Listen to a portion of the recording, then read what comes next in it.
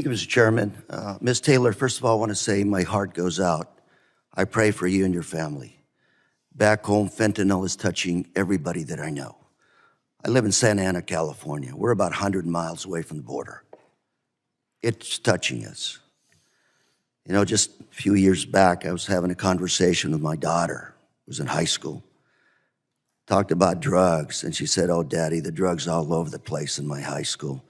I said, "Maybe I should send you to the private school." She said, "Oh, no, Daddy, there's more drugs there because there's more money there." Drug abuse. Bottom line, we all have to come together and make sure we don't lose another death. That's what we have to work for. As I said, I'm about 100 miles away from the border. I've been to San Isidro, Tijuana border crossing about 4 times in this last year. I don't publicize it because my job is to find what the facts are, to make sure we drill down and coming up with a solution.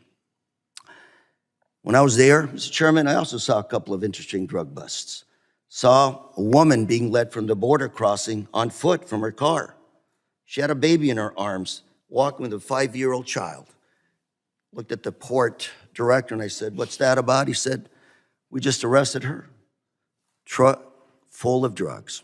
When I walked into the holding area where the cells were, looked at another young lady, also having been arrested for a truck full of narco.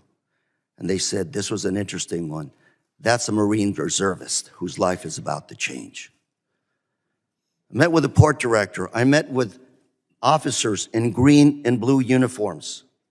And they had one basic message for all of us. Give us the tools we need to do our job. Number one, we've all known it for years. We don't have enough agents out there. They're suffering from morale issues. Why? Because they do double shifts. Forced double shift. Forced.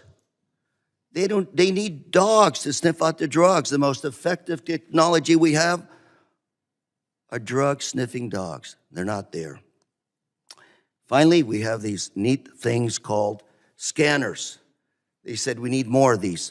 So not just on secondary, but every car that comes through that border is checked for drugs. We've known what they need. We just haven't done our job of getting them the resources. San Isidro, 99% of the trade through that port is good stuff. We need to focus on that 1%. And Sheriff, our statistics are kind of there. Port director told me that in San Isidro, depending on the timeline you measure, anywhere from 50% to 70% of all drug seizures in one port, San Isidro, 70%. We know what the solution is. Let's fix it. Less than 2 minutes I've got left. Mr. Beer, you talk about immigration challenges. I would say the problem we have is at the border, we have a lot of challenges. Fentanyl, drugs, no doubt.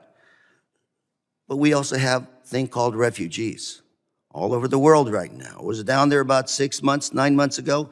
Look at the Ukrainian refugee challenge. There is no more Ukrainian refugee challenge at the border because we fixed how to take care of them.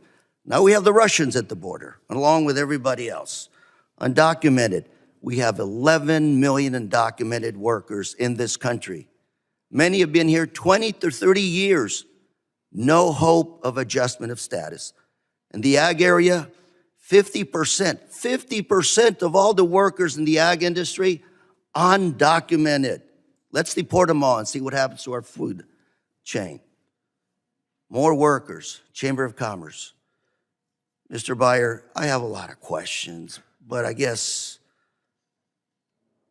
would getting our border officers the resources they're screaming for, would that help stopping fentanyl at the border? Thank you. Of course, it's going to allow them to interdict more. The most important thing to do with the asylum crisis and to free up Border Patrol's resources so they can interdict as well is to process people at ports of entry. So doing double duty, providing more officers. Let me interrupt you. That's exactly what the border officers told me. Let us focus on that 1%, give us the tool. Thank you very much. Mr. Chair, I yield.